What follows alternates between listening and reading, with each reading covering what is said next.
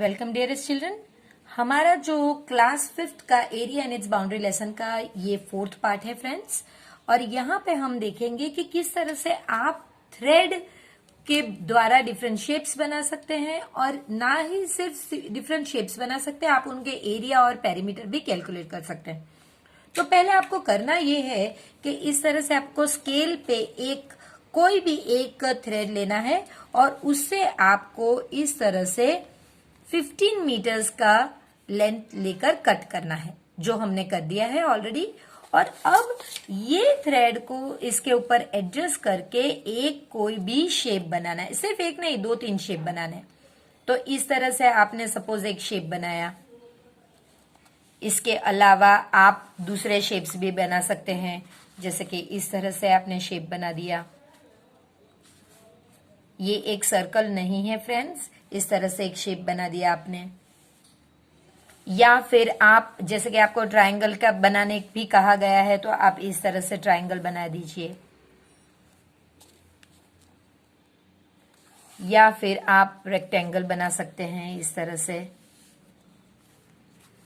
यही शेप लेके आपको इस तरह से एडजस्ट करके रेक्टेंगल भी बनाना होगा, तो वो आप बना सकते हैं। फिर सर्कल्स बना सकते हैं इस तरह से, स्क्वायर बना सकते हैं। तो वो चीज आपको जो करना है वो हम अब स्टार्ट करेंगे। मैंने जैसे आपको बताया है वैसे मैं कुछ फिगर्स आपके लिए ड्रॉ करूंगी, ये ही थ्रेड लेकर, और फिर हम उनके एरिया और पेरीमीटर देखेंगे।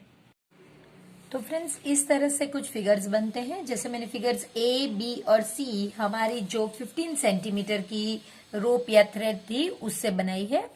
और ये जो 3 फिगर्स है, ट्रायंगल, रेक्टेंगल और सर्कल, ये भी मैंने इसी से बनाए हुए हैं। तो चलिए पहले इन 3 फिगर का देखते हैं, क्योंकि इनको हमें कंपेयर करना है और फिर इनका एरिया क्या आता है जो हमारे शेप से, तो वो देख लेते हैं। तो पहला वाला जो फिगर ए है उसके लिए मैंने कुछ इस तरह से लिखा हुआ है फ्रेंड्स। यहाँ पे आपको करना क्या है कि जो रेड कलर के डॉट लगाए हुए हैं मैंने, ये पूरे कंप्लीट स्क्वायर्स है। तो ये 7 है। फिर आप देख सकते हैं जहां मैंने स्टार्स लगाए हैं वो हमारे हाफ स्क्वायर्स है। तो कंप्लीट स्क्वायर्स जितने होंगे वो आपको पूरा ही नंबर ऐसे लिखना है, जबकि जो हाफ स्क्वायर्स है उन्हें आपको हाफ से मल्टीप्लाई करना है। यानी कि आपको 7 को डिवाइडेड बाय 2 करना है। 2 3 जा 6 1, और आप जब बाहर से 0 लाएंगे यहाँ पे पॉइंट आ जाएगा, फिर आप ये 0 को नीचे ला सकते हैं, और 2 5 जा 10। तो ये आपका आंसर आ गया 3.5। इसके बाद अगर कोई इस तरह का ब्लॉक है कि जो हाफ से ज्यादा है, तो वो जो नंबर है वो भी आपको इसी तरह लिखना है।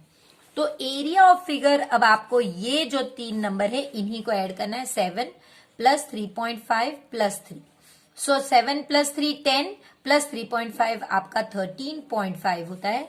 अगर कोई फ्रेंड्स को अगर ये नहीं समझ में आता तो इसका मतलब है 7.0, 3.5 और 3.0। अगर ये पूरे नंबर है जिनमें पॉइंट नहीं, तो इनके बाद आप पॉइंट रख के जीरोस लगा सकते हैं।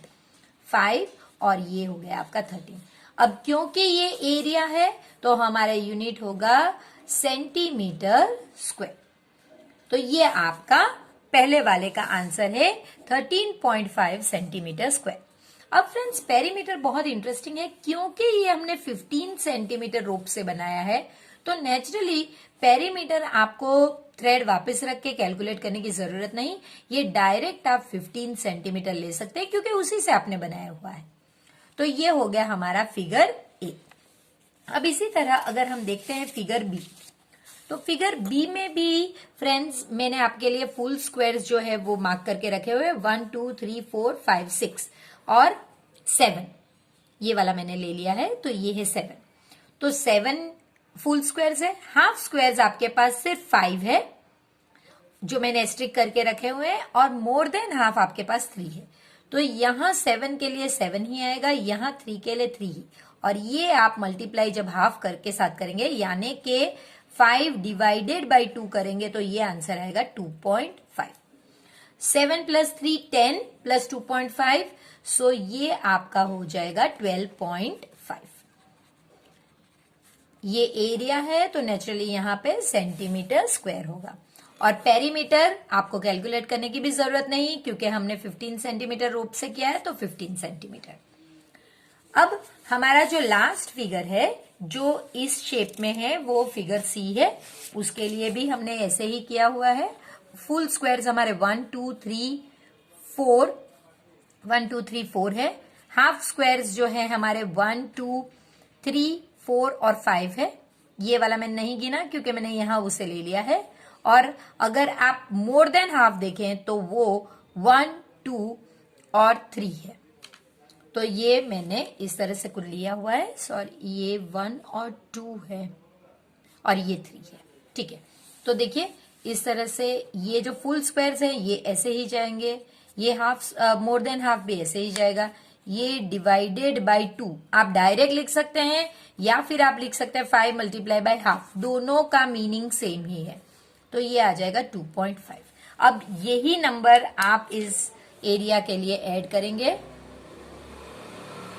आपको सिर्फ ये नंबर्स ऐड करने होते हैं। सो 4 + 2 6 + 3 9 और 0.5 सेंटीमीटर स्क्वायर। और पेरीमीटर आपको पता ही है 15 सेंटीमीटर। तो फ्रेंड्स अब हमने देख लिया कि ये तीनों जो हमने कैलकुलेट करके रखे हैं, ये फिगर ए है, ये हमारा फिगर बी है और ये हमारा फिगर सी है। मैं पेरीमीटर को इस तरह से ढक देती हूं ताकि हमको सब दिख सके, तीनों तीन के एरिया को हम कंपेयर कर सके। तो फिगर ए का एरिया हमारा 13.5 है, फिगर बी का एरिया हमारा 12.5 है और फिगर सी का एरिया 9.5 है। तो हम देख सकते हैं कि फिगर ए जो है उसका एरिया सबसे ज्यादा है। तो यही फ्रेंड्स आपको यहाँ पे सॉल्व करना है। Which shape has the biggest area, how much? तो आप इसके लिए आंसर लिखेंगे shape A has biggest area. How much, by how much नहीं, तो यानी कंपैरिजन का तो सवाल ही नहीं होता है, सिर्फ हाउ मच है। तो आप लिखोगे 13.5 centimetre square. What is the perimeter of this shape? This यानी कि अब अगर जो बड़ा ए है तो आपको वही शेप का, तो उसका पेरीमीटर है 15 centimetre. Which shape has the smallest area? तो वो भी हमें पता है कि ये वाला हमारा स्मॉलेस्ट है 9.5 वाला, जो हमारा फिगर सी है। तो हम यहां पे लिखेंगे shape C has smallest area और वो है 9.5 centimetre square. What is the perimeter? 15। यानी कि आप देख सकते हैं कि एरिया बदल रहे हैं यहां पे, जबकि उनके पेरीमीटर सेम है। अब आपको also make triangle, square, rectangle and circle. मैंने स्क्वायर नहीं बनाया है, ट्राइंगल, रेक्टेंगल और सर्कल बनाया, और उनमें से सबसे बड़ा एरिया किसका है और सबसे छोटा किसका है वो आपको देखना है। तो हम अब ये जो हमने 3 फिगर ड्रॉ किए हैं इनके एरियाज कंपेयर करेंगे। ट्राइंगल में रेड डॉट्स में मैंने फुल स्क्वायर्स लिए हुए हैं जो 6 है, और हाफ में मैंने ब्लू डॉट्स लिए हैं। तो आपको मल्टीप्लाई बाय हाफ यानी कि 6 डिवाइडेड बाय 2, 2 3 जा 6, तो इसका आंसर 6 और इसका आंसर 6 और 3 आएगा। तो आपको यही लिखना है 6 centimetre plus 3 centimetre that is equal to 9 centimetre. अब आप में से कुछ कहेंगे कि यहां मैंने एक लाइन नहीं लिखी है मोर देन हाफ। तो फ्रेंड्स अगर वो है ही नहीं मोर देन हाफ, इसलिए मैंने वो ओमिट कर दी है। आप चाहें तो आप वहां पे लिख सकते हैं और फिर आंसर 0 वहां पे लिख सकते हैं, लेकिन हमारा ये होगा 9 सेंटीमीटर स्क्वायर। तो इस तरह से हमारा आएगा 9 सेंटीमीटर स्क्वायर। ये ट्राइंगल का एरिया है। इसके बाद अगर हम रेक्टेंगल का एरिया देखते हैं फ्रेंड्स, तो देखिए 10 हमारे पास फुल ये है स्क्वायर्स है, और हाफ स्क्वायर्स हमारे पास ये वाले हैं 1 2 3 4 5। तो इसका आंसर हमें 10 ही मिलेगा, जबकि ये मल्टीप्लाई बाय हाफ यानी कि 2.5। सो 10 प्लस 2.5, 10 प्लस 2 आपको शॉर्ट फॉर्म में इसी को ऐड करना होता है, 10 प्लस 2 12.5, और फिर आप लिखोगे सेंटीमीटर स्क्वायर। यहाँ पे आपको पेरीमीटर नहीं पूछा गया है, क्योंकि अब तक बच्चों को समझ में आ चुका है कि अगर हमने 15 सेंटीमीटर के इस तरह के थ्रेड से ही सब फिगर बनाए तो पेरीमीटर सबका ही सेम 15 होगा। और जो लास्ट हमने बनाया है वह है सर्कल, वो भी कुछ इसी तरह है। यहाँ पे फुल स्क्वायर 11 है, हाफ स्क्वायर 6 है, तो 6 मल्टीप्लाई बाय हाफ यानी कि 6 डिवाइडेड बाय 2, 2 3 और यहाँ पे 3 मोर देन हाफ है तो वो हम वैसे ही लिखेंगे। So 11 plus 3 that is equal to 14 plus 3 17 centimetre square.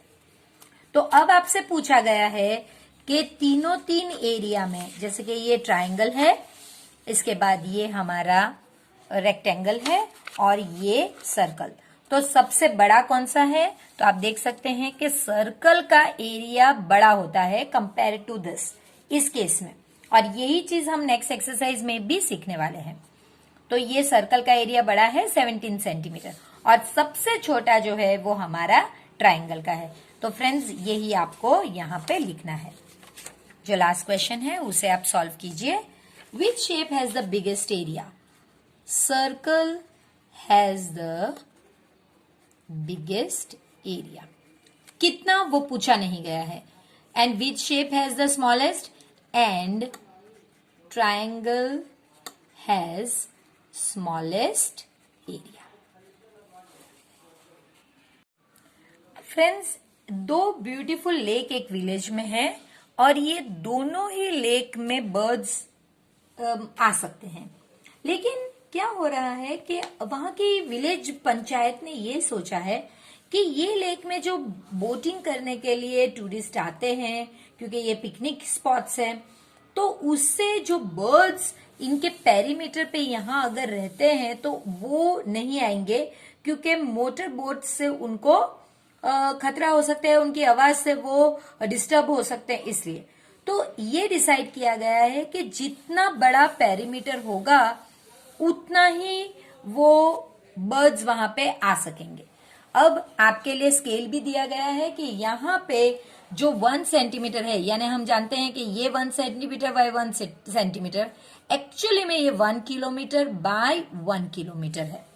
तो ये आपका स्केल है, आपको ध्यान देना है।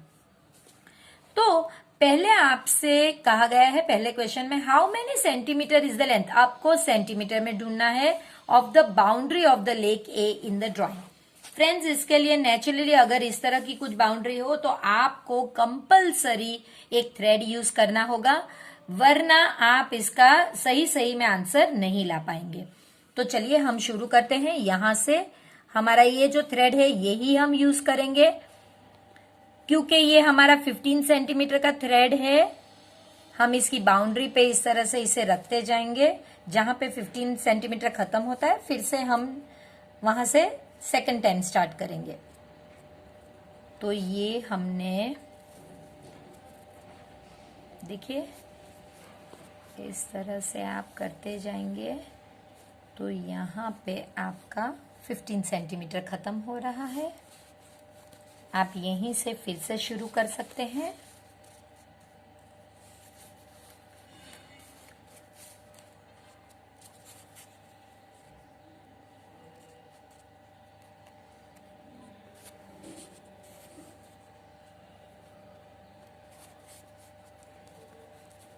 तो यहाँ पे आपका 30 सेंटीमीटर खत्म होता है, क्योंकि 2 बार खत्म हुआ है।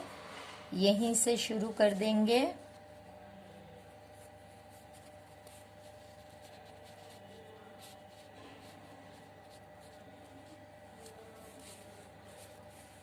ये आपका मेजर है, इतना आपको मेजर करना है स्केल पर, तो वो करेंगे। अब ये हो गया आपका 7। सो 30 प्लस 7 यानी कि 37 सेंटीमीटर आपका आंसर आया, जो एक्चुअली में 37 किलोमीटर है अकॉर्डिंग टू द स्केल। सो अब आपसे पूछा गया है हाउ मेनी किलोमीटर्स, ये हम थर्ड वाला क्वेश्चन करेंगे। How many kilometres long is the actual boundary? Actual boundary के लिए आपको स्केल देखना होगा। So 37 centimetre is equal to 37 kilometre. तो आपका जो आंसर है वो है 37 किलोमीटर। अब हम लेंथ ऑफ यही चीज करने वाले हैं थ्रेड के साथ, लेकिन अब हम लेक बी में देखेंगे। तो आप कहीं से भी शुरू कर सकते हैं। अगर मैं इस पॉइंट से शुरू करती हूं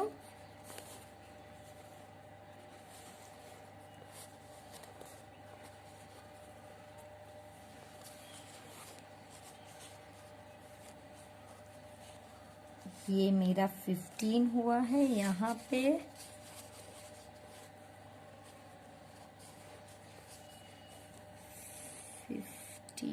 और यहाँ तक मुझे लेना है। सो इतने को मैं मेजर कर लूंगी।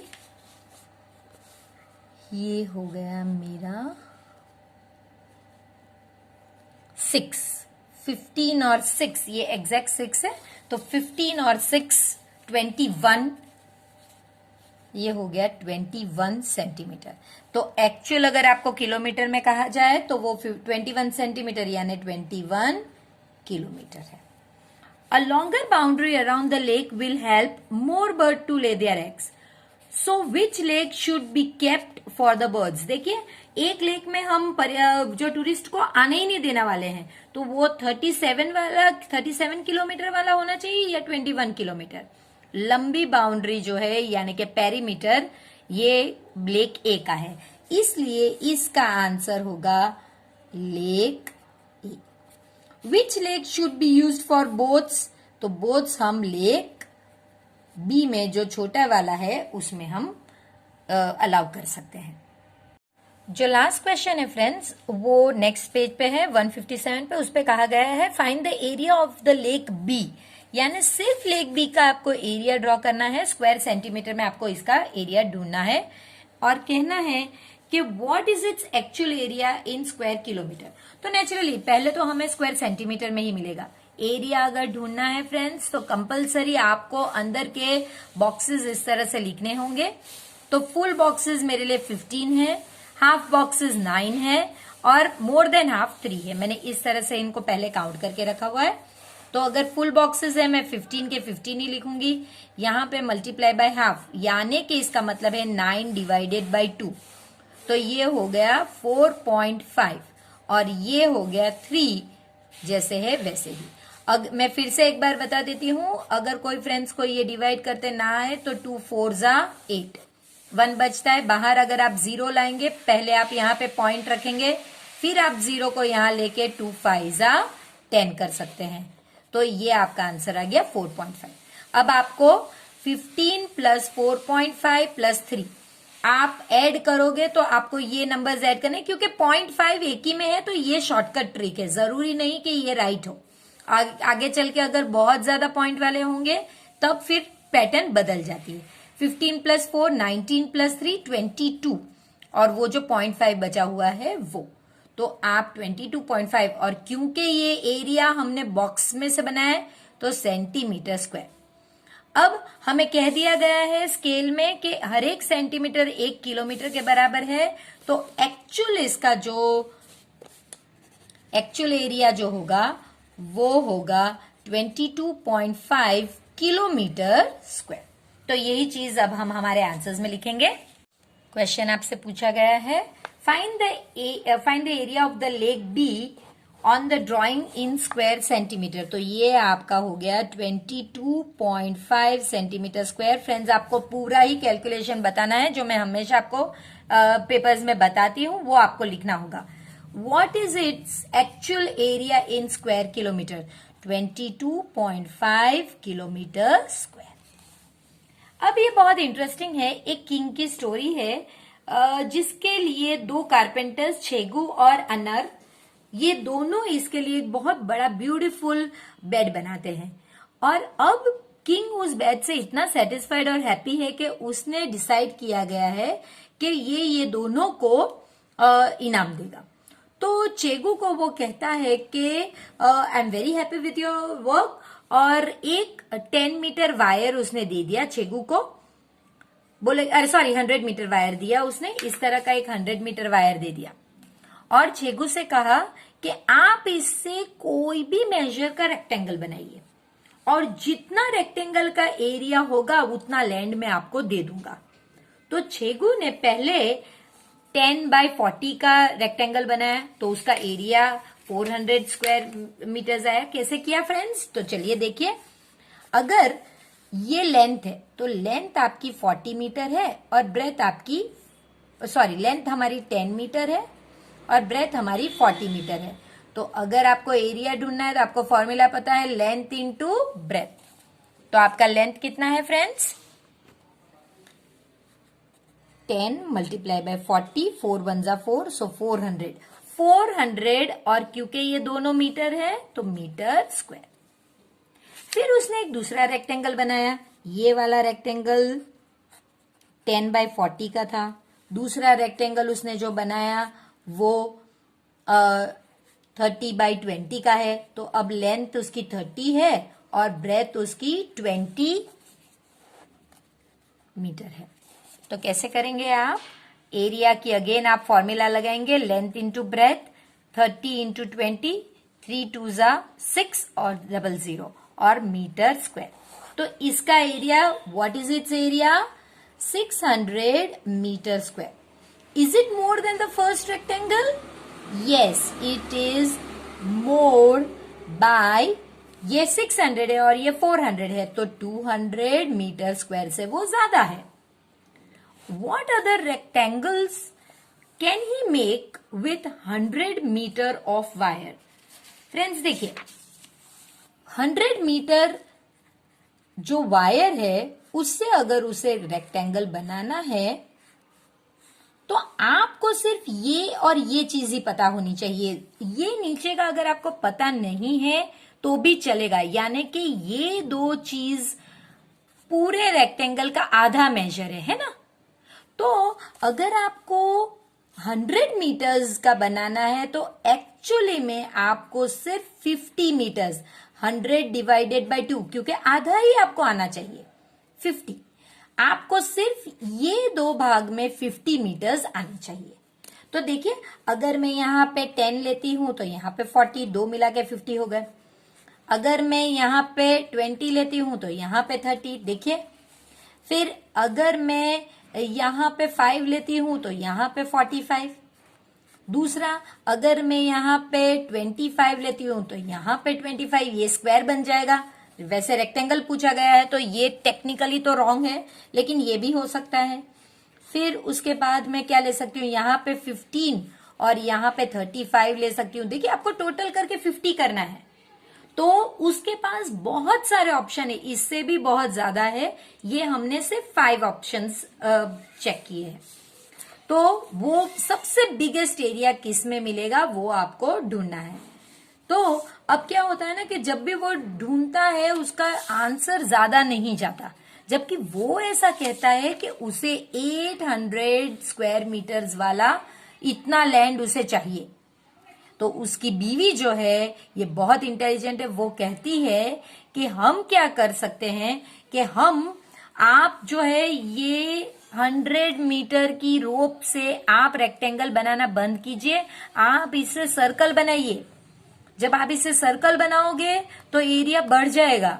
फ्रेंड्स, ये हमने आगे के एक्सरसाइज में ही देखा हुआ है कि सर्कल का एरिया ज्यादा आता है रेक्टेंगल से।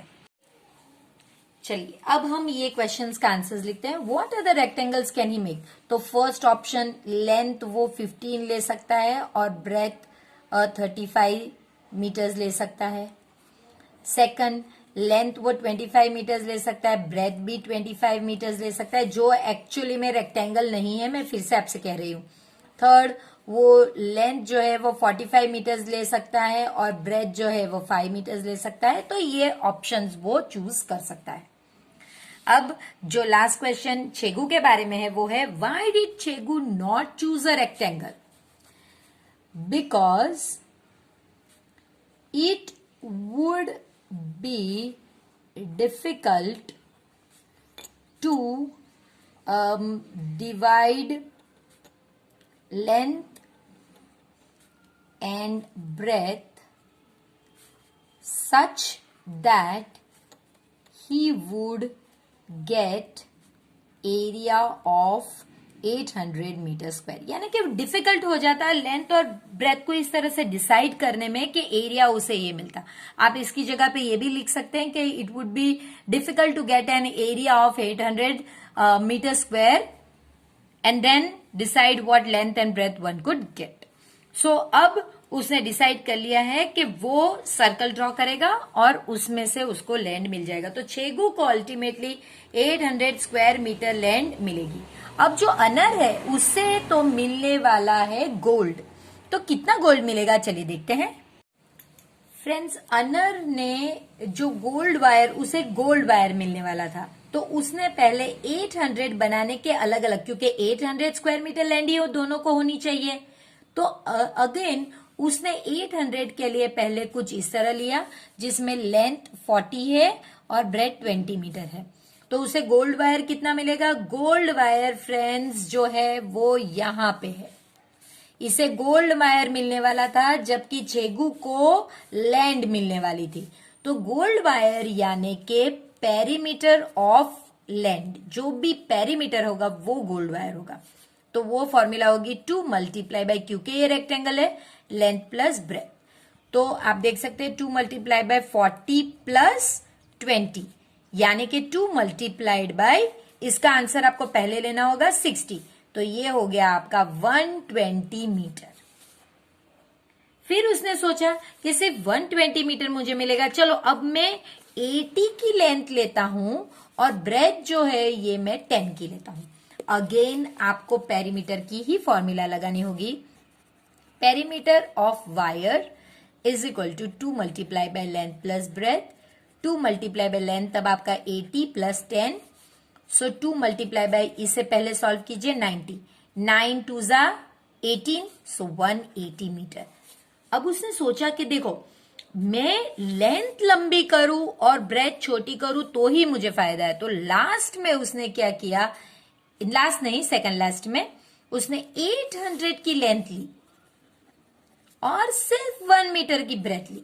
तो देखिए area, sorry not area, perimeter, क्योंकि वो उसे गोल्ड वायर मिलने वाला था तो पेरीमीटर होगा। Perimeter is equal to 2 multiply by length plus breadth. 2 multiply by 800 plus 1, 2 multiply by 801, that is equal to 1602। देखिए 1602 मीटर्स, जिस तरह उसने लेंथ को लंबा किया और ब्रेथ को छोटा किया, देखिए 120 से 180, उसके बाद 1600 मीटर्स, और लास्ट में उसने और भी बड़ा रेक्टेंगल बनाया जो 8000 मीटर्स जिसकी लेंथ थी और सिर्फ 0.1 मीटर उसकी विड्थ थी। तो देखिए perimeter of wire is equal to 2 multiply by length plus breadth, 2 multiply by 8000 plus 0.1। देखिए मैंने आपसे कहा यहां पे कोई पॉइंट नहीं, तो 8000.1 होगा। सो 2 मल्टीप्लाई बाय 8000.1, ये हो गया 16, फिर 3 0 और फिर 0.2, 16,000 मीटर, 0.2 मीटर गोल्ड उसको मिलने वाला था। ये सुन के जो राजा था वो बेहोश हो गया कि इतना ज्यादा मैं कैसे दे पाऊंगा। तो ये अनर की इंटेलिजेंस थी। तो फ्रेंड्स इसके साथ हमारा लेसन यहीं पे खत्म होता है। एक नए इंटरेस्टिंग लेसन के साथ फिर से मिलेंगे, तब तक प्लीज वीडियो को लाइक कीजिए। प्लीज आप देखते हैं एंड तक, और इसमें से मैंने बहुत सारे बच्चों का सुना भी है कि वो इसी को फॉलो करते हैं। तो प्लीज फ्रेंड्स लाइक क्यों नहीं करते आप? लाइक कीजिए वीडियो को, प्लीज इसे शेयर कीजिए अपने फ्रेंड्स के साथ, और प्लीज चैनल को सब्सक्राइब भी कीजिए।